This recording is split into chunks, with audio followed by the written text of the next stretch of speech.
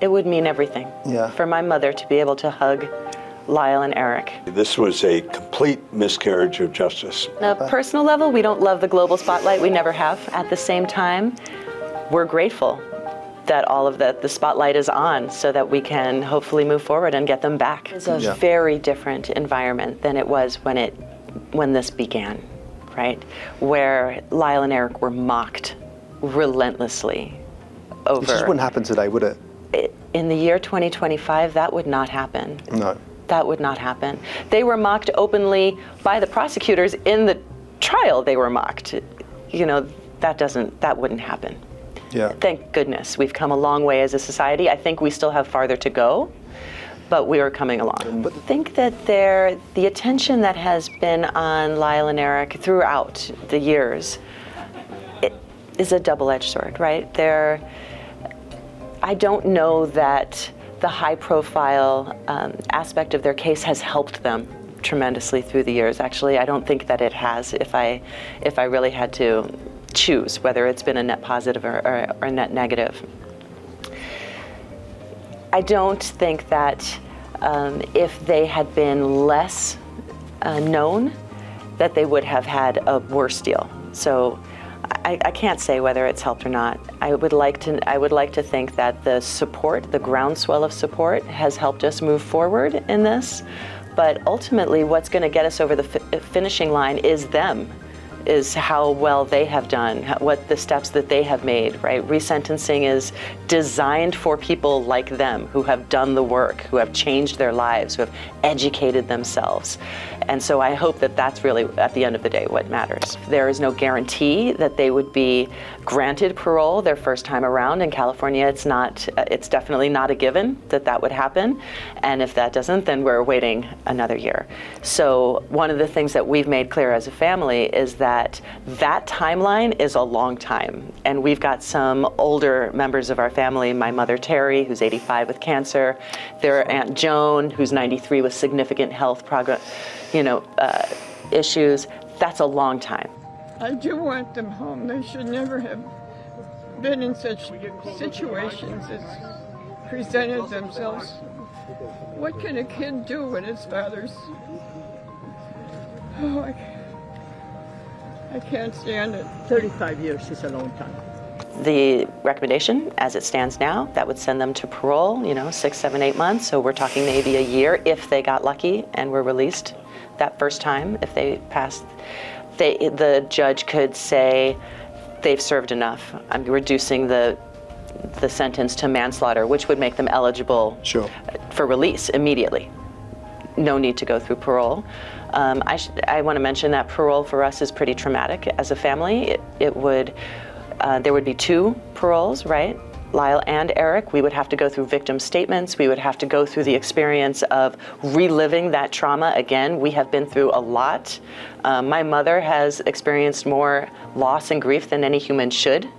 I don't want to see her have to go through that, but if we do, in order to get them out, quite likely you will have to go through that, right? I mean, if it goes to parole, we'll have to go through it. But if that's the price that we have to pay to get them out, then that's a price we are more than willing to pay. But you believe that they were sort of sexually abused by their dad? Yes. Yeah. I believe the sexual abuse. I believe Erik and Lyle Menendez. I visited with Lyle Menendez over the past weekend, and he is very upbeat, and he told me that he and Erik are focused on the hearings at the end of March, and they're looking forward to them.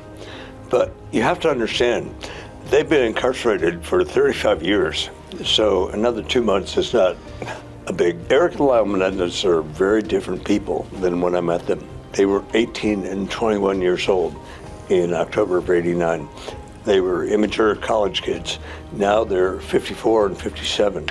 They're middle-aged men. They've grown up in prison. They've spent more than half their lives being incarcerated. And they're very different people. They are not cartoon characters to me. They are not these characters that you see in a series like Monsters or that you've seen in Saturday Night Live sketches over the years. They are real people, and I believe that they are rehabilitated, and I think they should be let out. And anybody, any community that they decide to settle in will be better for having them in it. And I believe the brothers will devote their lives to helping other sexual abuse survivors. There are some things some parts of their personalities that thankfully haven't changed. That they are joyous people, they have great senses of humor, there's a real lightheartedness about them, and I'm so grateful that even after 35 years in prison that they have been able to hold on to those parts of the personality. That said, the amount of personal growth in their journeys is stunning. They're constantly looking outside of themselves. They are helping vulnerable people around them. They are designing programs to help younger offenders get out in the real world and make a real change and make better choices. And they've been doing this for years on end and decades on end without any hope of release. You know, there are two parallel tracks, the resentencing and the habeas petition. The resentencing deals with their records in prison and whether or not they have become rehabilitated. The habeas corpus petition deals with the new evidence and also will look at that evidence in connection with the trials in the 1990s and determine if that new evidence could have made a difference in the outcome of their trials. So there are two different Superior Court judges in Los Angeles. Right. One is overseeing the resentencing, one is overseeing the habeas. And so far, we have hearings coming up at the end of March with live witnesses, people from the prison staff, and also members of the Menendez and Anderson family that are scheduled to testify. The habeas petition is a totally separate animal, even though it's a parallel track for the brothers. So,